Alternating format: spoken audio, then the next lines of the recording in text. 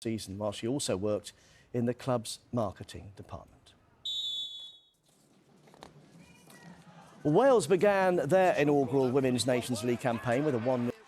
Spain won their first match since lifting the Women's World Cup last month. They came from behind as well to beat Sweden 3-2 in Gothenburg. Before kick-off, look at this, both sets of players held a banner reading "Se acabó," which translates to "it's over," a phrase used on social media amid the scandal which engulfed Spanish football. Mariona Caldente won the match from the penalty spot in added time. Now it's a really thrilling finale to the rugby. So one set of celebrations, but now it's the playoffs, so there'll soon be another set when we find out the grand final winners. They can enjoy the first celebration first. Exactly. Mike, thanks very much. Now, it's just turned 6:30. Now, Tony Blackburn, one of Britain's best-known radio DJs, but did you know he's also tried his hand at becoming a singer? He's released around 30 singles and become an unlikely star of the Northern Soul scene. I never knew that. Things you learn on the never knew phone. that. Well, it's one of the memories, just one of the memories Tony has been sharing when he sat down for a conversation about his one-man show. It's all about his 60 years in showbiz. He explains more to Piers Hopkirk.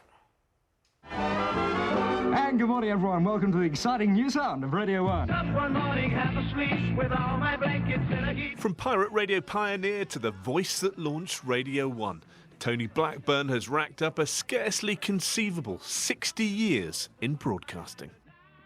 I mean, I remember when I did my first programme on Radio 1, a journalist said to me, "What will you be doing next year?"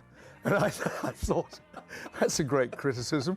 But no, I mean, I always thought it would go on, you know, for as long as I wanted it to, but I didn't realise at 80 I'd be travelling around the country with a theatre show, a Sound of the 60s theatre show, and also on Radio 2, you know. I mean, it's been wonderful. I love it. With more than 20 million people listening to those shows, it's little wonder that those early radio pioneers were elevated to superstar status. Yeah, we were built up like rock stars, and in fact we became bigger than the stars that we were actually putting on at one time. I mean, everywhere we went we were mobbed. It was an amazing time. It was the golden age of radio. Less well known perhaps though, Tony's attempts to break into the music scene. I was turned down by Decca Records very early on, and I think they were probably right. But but I did 29 singles. I couldn't get the DJs to play the records, actually. There were a couple that I quite liked. They were all right. Did you play them yourself? No, I wasn't allowed to. My God, if I'd been allowed to, I would have done every other record. One track, though, did become a Northern Soul classic, released under the name Lenny Gamble. I went to the Wigan Casino to appear there, which was the big dance hall place, and they introduced me as Lenny Gamble, and I came on stage and I saw the look of disappointment in people's faces. They thought, my God, we bought a Tony Blackburn record. I love Tuesdays, don't you, mate? Certainly do, mate. It's one of the best between Monday and Wednesday type days. Notoriety comes with a cost, though. Paul White has his Mike Smash was loosely based on Tony. Luckily, he loves it. I never ever said Pop-a-doodle-doo, but I do now. Pop-a-doodle-tastic.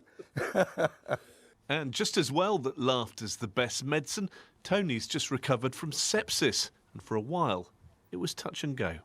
I didn't realise how unwell I was until I was in hospital and my whole family were around my bed.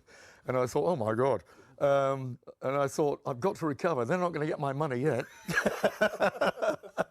Now back with a spring in his step, radio's great survivor says he's not ready to hang up his headphones just yet. Piers Hopkirk, BBC News. I love that. Great entertainer. We're going to be back with the headlines at 7 o'clock. Now it's time for This Cultural Life with John Wilson, talking to the author Margaret Atwood.